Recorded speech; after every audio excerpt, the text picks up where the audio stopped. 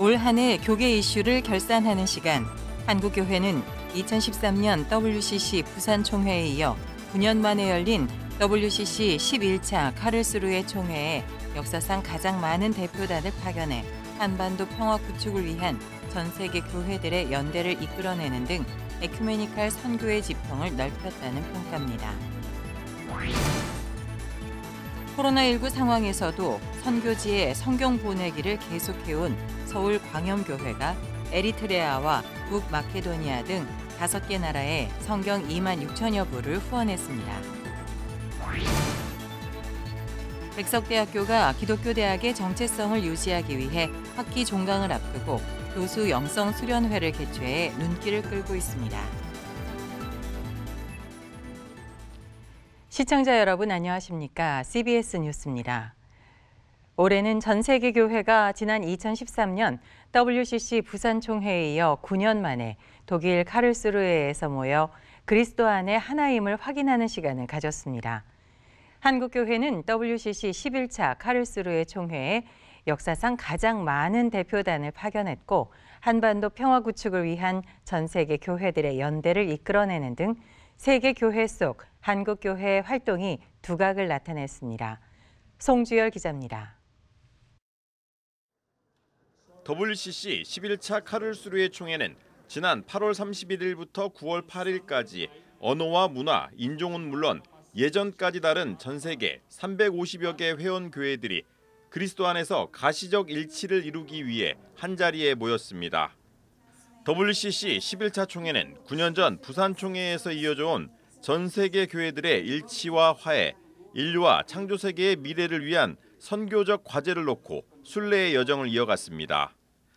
WCC는 전 세계 교회가 그리스도 안에 하나라는 일치 선언문 외에도 평화와 환경, 우크라이나 전쟁, 중동 이슈에 대해 4개의 성명서를 발표하고 총회 기간 총대들의 일반적 의견을 취합한 4개의 회의록을 채택했습니다. 이 가운데 가장 눈에 띄는 대목은 WCC가 지난 10차 부산 총회에서 한반도 평화와 통일에 관한 성명서를 채택한 이후 한반도 평화 구축을 위한 한국교회의 제안들을 회의록으로 채택한 겁니다. 특별히 8.15에 드리는 세계 기도 운동과 그다음에 한반도 종전 평화 캠페인, 그다음에 한반도 평화와 통일과 개발을 위한 에큐메니칼 포럼, 이 3가지를 집중적인 프로그램으로 지속해서 운영하기로 그렇게 결의를 하였습니다.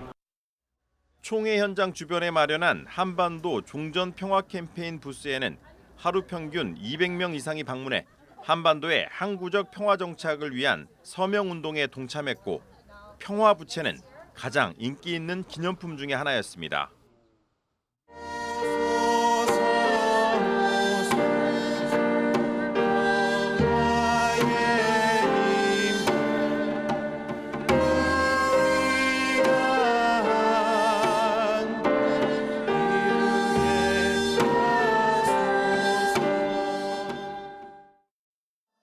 한국교회가 카를스루헤 총회에서 주목받은 일이 또 있습니다. 한국기독교장로회는 총회 기간에 한반도 평화를 위한 기도회를 개최했는데 WCC 11차 총회 아그네스 아붐 중앙의장이 공식 일정이 아님에도 불구하고 참석해 한국교회가 한반도 평화를 위한 연합과 일치의 노력을 해준 데 대해 경의를 표하기도 했습니다. 이번 카를스루헤 총회에는 해외에서 열린 총회임에도 불구하고 예장 통합과 기장, 기감, 성공회, 정교회 등 WCC 회원교단과 기독교 환경운동연대, 영등포 산업선교회를 비롯한 많은 사회선교단체에서 200명이 넘는 인원이 참가해 인류가 당면한 기후위기와 평화, 노동, 여성, 청년 문제들을 놓고 한국교회의 목소리를 냈습니다. What do we want? Climate justice. When do we want it? Now. WCC 프로그램의 발표자로 참여하고 총회의 성공적인 개최를 위해 프로그램 기획과 자원봉사자로 참여한 청년들도 많았습니다.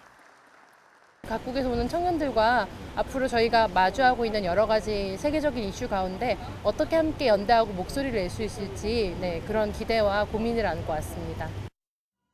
지난 2013년 WCC 부산 총회가 세계교회 속 한국교회의 성장을 알리는 기회였다면 이번 WCC 11차 카를스루헤 총회에서는 한국교회가 에큐메니컬 선교의 지평을 넓힐 수 있는 발판을 마련했다는 평가를 받고 있습니다. CBS 뉴스 송주열입니다. 올 한 해는 경색된 남북관계가 이어졌는데요. 한반도 긴장 국면 속에서도 평화와 통일을 바라는 기독교계의 목소리는 멈추지 않았습니다. 한 해 동안 이어진 평화의 노력을 돌아봤습니다. 한혜인 기자입니다. 2022년은 한반도 내 군사적 긴장감이 유독 높아졌던 한 해였습니다. 경색된 남북관계가 장기화될 것이라는 전망이 나오는 가운데 한반도 평화를 촉구하는 한국교회의 목소리는 올해도 이어졌습니다. 국내 7대 종단을 포함해 370여 시민사회 단체들이 연대한 한반도 종전 평화 캠페인은 한반도 종전을 이끌어내야 한다는 입장을 강조해왔습니다. 적어도 정전협정 70주년이 되는 내년에는 이 땅에서 한반도에서 완전히 전쟁을 끝을 내고 그리고 평화조약 체결을 하고 그리고 한반도가 영구적으로 그런 평화적인 상태를 누릴 수 있도록 함께 노력해갔으면 좋겠습니다. 한국기독교교회협의회를 중심으로 세계 교회가 한반도 평화에 관심을 갖도록 하기 위한 노력을 꾸준히 펼친 가운데 국내 교회와 단체들은 남북의 대화 노력을 촉구했습니다. 사단법인 평화와 통일을 위한 연대는 지난 10월 창립 12주년 기념 행사에서 남북의 대화 재개를 촉구했습니다. 현재의 조건에서 남과 북은 대화가 불가능한 상황이지만 대화만이 한반도의 긴장 상황을 해소하고 평화를 진척시킬 수 있다. 이 자리에서는 남북관계의 평화적 전환을 위해서는 민간단체의 협력이 더 중요해졌다는 의견도 나왔습니다. 북한은 현재 정부가 추진하는 어떠한 인도 지원 사업을 사실상 모두 거부하고 있기 때문입니다. 이 뜻은 정부가 주도하기보다는 지금이야말로 민간 단체가 국제 협력과 함께 풀어야 한다는 것을 의미합니다. 대한예수교장로회 합동총회와 통합총회는 지난달 열린 평화통일 비전 기도회에서 2023년 정전협정 70주년을 앞두고 통일운동을 함께 전개해 나가겠다고 선언했습니다. 양교단은 한마음으로 통일운동을 전개하고 남북체육과 문화교류에도 협력하기로 했습니다. 새해에는 샬롬 평화통일 특별 기도주간을 정해 한반도의 평화와 통일을 위해 기도하겠다는 계획도 세웠습니다. 새해에는 정전 70주년을 기념하는 다양한 사업들이 교계 안팎에서 진행될 예정입니다. 북한의 도발과 국제관계 변화 등으로 인해 한반도 평화가 위협받고 있는 가운데 정전협정 70주년의 의미를 되새기고 평화 국면 전환을 촉구하는 한국교회의 노력은 2023년에도 꾸준히 진행될 것으로 보입니다. CBS 뉴스 한혜인입니다. 서울광염교회가 에리트레아와 북마케도니아 등 5개 나라에 성경 2만 6천여 부를 후원했습니다. 코로나19 상황에서도 복음을 전하기 위해 선교지에 성경을 보내고 있는 서울광염교회는 지금까지 24개 나라에 17만 8천여 부의 성경을 보냈습니다. 최경배 기자가 전합니다. 국내외에서 다양한 선교 사역을 펼쳐온 서울광염교회가 에리트레아와 파키스탄 등 5개 나라에 성경 2만 6천여 부를 후원했습니다. 에리트레아에 티그리냐어 성경 4,300여 부, 남태평양에 피지어 성경 2,700부, 북마케도니아에 마케도니아어 개정신약 성경 2,900부, 파키스탄의 우르두어 성경 8,300여 부, 베냉의 불어 성경 8,300여 부를 후원했습니다. 지난해 6월 교회 안에 성경 반포 은행을 조직해 선교지에 성경을 보내는 일을 시작한 이후 지금까지 모두 24개 나라에 17만 8천여 부의 성경을 선교지에 보냈습니다. 서울광염교회가 해외 선교지에 꾸준히 성경을 보내는 이유는 코로나19로 해외 선교가 어려워진 상황에서 복음 전도 사역을 이어가기 위해서입니다. 성경은 하나님의 사람을 온전하게 합니다. 성경은 하나님의 사람이 선한 일을 행할 수 있도록 해줍니다. 그러하기에 우리는 성경을 힘써 반포해야 합니다. 서울광염교회가 각 나라 언어로 보낸 성경은 코로나19 이후 어려움이 더 커진 저개발 국가 성서공회 사역에 큰 힘이 되고 있습니다. The Bibles will be distributed and is very beneficial to our people here in the Pacific. Thank you very much for this donation and thank you for being partner with us towards the work of distributing God's word in the Pacific. 대한성서공회 호재민 총무는 140년 전 이 땅에 성경을 통해 복음이 전해졌듯이 지금도 세계 곳곳에서 성경을 통해 복음이 전해지고 있다며 성경 반포 사역에 함께해준 교회 측에 고마움을 전했습니다. CBS 뉴스 최경배입니다. 기독교 대학은 복음 전파와 기독교 인재 양성에 그 설립 목적이 있습니다. 기독교 대학에서 기독교 인재들을 양성하기 위해서는 학생들을 가르치는 교수들의 신앙과 영성 또한 매우 중요합니다. 충남 천안의 백석대학교는 기독교 대학의 정체성을 유지하기 위해 매 학기 종강을 앞두고 교수 영성 수련회를 개최하고 있어 눈길을 끌고 있습니다. 오요셉 기자가 전해드립니다. 충남 천안에 있는 백석대학교 지혜관. 100여 명의 교수들이 통성으로 뜨겁게 기도합니다. 백석대학교 기독교학부 교수와 목사 교수들이 한자리에 모인 겁니다. 수련회에는 백석학원사나 백석문화대학교와 백석예술대 교수들도 함께했습니다. 영성 수련회를 인도한 백석영성훈련원장 이정기 목사는 교수들이 먼저 믿음의 사람이 될 때 기독교 대학의 설립 목적인 복음 전파의 사명을 감당할 수 있다고 강조합니다. 하나님 영광에 살겠다고 소명받고 결단할 때 얼마나 뜨거우셨어요. 그런데 그 뜨거웠던 열정 지금도 품고 계신가요? 오늘 이 자리가 기도원에 왔다 하는 마음 가지고 마음껏 부르짖어 기도하는 시간이 되었으면 좋겠습니다. 백석학원사나 세계대학은 매학기 종강에 맞춰 기독교학부 교수와 목사 전체 회의를 엽니다. 학원 복음화의 결실을 공유하고 기도와 말씀으로 방학을 시작하는 겁니다. 교수 회의를 통해 교육 현장에서 어떻게 복음을 전하고 있는지 노하우도 나누게 됩니다.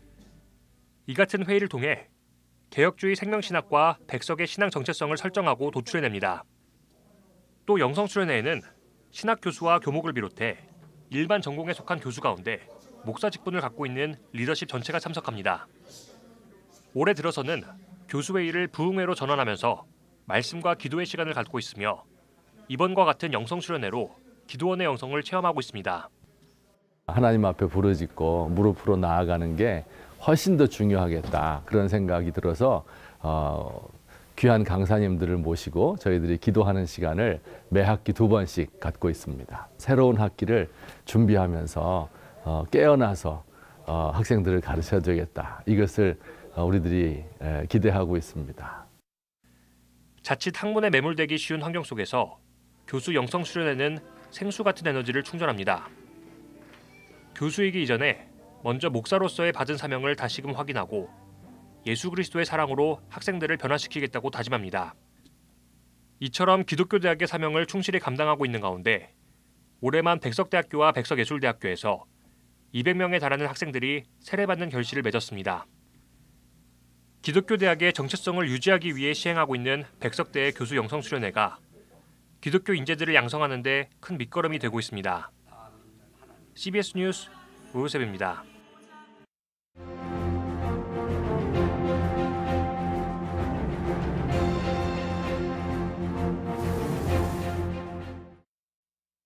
한 해가 저물어 갑니다. 한국교회엔 2022년 한 해가 심각한 지표들을 마주해야 하는 아주 혹독한 시간이었습니다. 성장에 익숙한 한국교회 교인 수 감소는 아주 낯선 것이었습니다.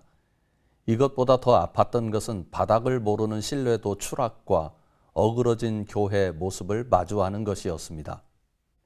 여기서 한 가지 중요한 질문이 있습니다. 이런 현상을 겪으면서 한국교회는 더 단단해질 수 있을까 하는 질문입니다. 그동안 한국교회가 겪은 갖가지 부정 경험이 부디 한국교회가 새롭게 변화되는 토양이 되기를 기대해 봅니다. 무엇보다 우선 한국교회 성적표에 대한 정확한 읽기가 필요합니다. 점수를 아는 것도 중요합니다만 성적에 대한 다면적 평가가 더 중요합니다. 온정적 읽기가 아니라 냉정한 읽기를 통해서 비관적인 성적표를 하나님의 또 하나의 음성으로 받아낼 수 있어야 합니다. 다행스러운 것은 이런 비관적인 상황 속에서 다양한 시도들이 이루어지고 있다는 점입니다. 신학적 해석이 다양해지고 있습니다. 이를 기반으로 두는 목회적인 다양성도 나타나고 있습니다. 교단마다 제도적 보완도 이루어지고 있습니다. 중요한 것은 이런 시도들에 대한 세 가지 관점을 놓치지 않는 것입니다. 먼저는 대안적 시도들이 건강한 흐름을 가지도록 지원을 아끼지 말아야 합니다. 다양한 시도를 한 개인의 것으로 인식해서는 안 됩니다. 교회의 이름으로 이루어지는 모든 것은 이미 한 개인의 차원을 넘어선 것입니다.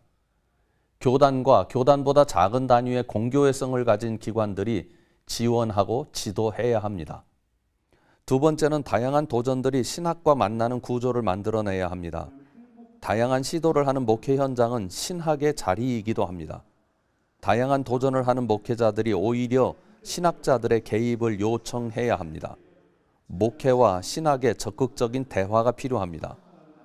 신학자들 또한 목회 현장에 대한 분석적 능력을 위한 연구가 필요합니다. 자칫 신학자가 아닌 가르치려는 선생님처럼 목회자에게 접근하는 경향이 나타날 수 있습니다. 협업의 인식이 필요합니다. 어느 때보다 목회자 그리고 목회 현장과 신학과의 협업이 필요합니다. 현장 없는 신학, 신학 없는 현장이 더는 존재해서는 안 됩니다. 목회자와 신학자가 나란히 앉아 목회 현장에서의 협업을 설명하는 그림을 상상해 봅니다. 세 번째는 교회와 목회에 대한 사회적 대화, 협력 그리고 평가의 환경을 만들어내는 것입니다. 교회는 세상을 위해 존재합니다. 그리고 세상 속에 존재합니다. 이 세상은 그리스도인들이 살아가는 삶의 그릇이기도 합니다. 당연히 사회와의 대화와 협력이 필요하며 사회적 평가에 대해서도 교회가 개방적 태도를 가지고 오히려 요청해야 합니다. 대한민국 사회가 가진 과제들 앞에서 교회 또한 과제의식을 가지고 함께 풀어가는 하나의 축의 노릇을 할 필요가 있습니다. 교회가 본질로 돌아가야 한다는 소리가 어느 때보다도 높습니다. 여기서 말하는 본질에 대한 정의가 너무 달라서 문제이긴 합니다만 교회가 비본질적인 것으로부터 해방되어야 하는 것은 교회의 아주 중요한 과제임에 틀림없습니다. 어떤 면에서는 지금까지 본질로 여겼던 것이 비본질적인 것이었을 수도 있습니다. 지금 한국교회는 당장의 결과를 내야 하는 시점이라기보다는 끊임없이 질문하고 다양한 시도를 해야 하는 시점입니다. 이런 과정이 긍정적으로 이루어지는 2023년이 되길 기대해 봅니다. CBS 논평이었습니다.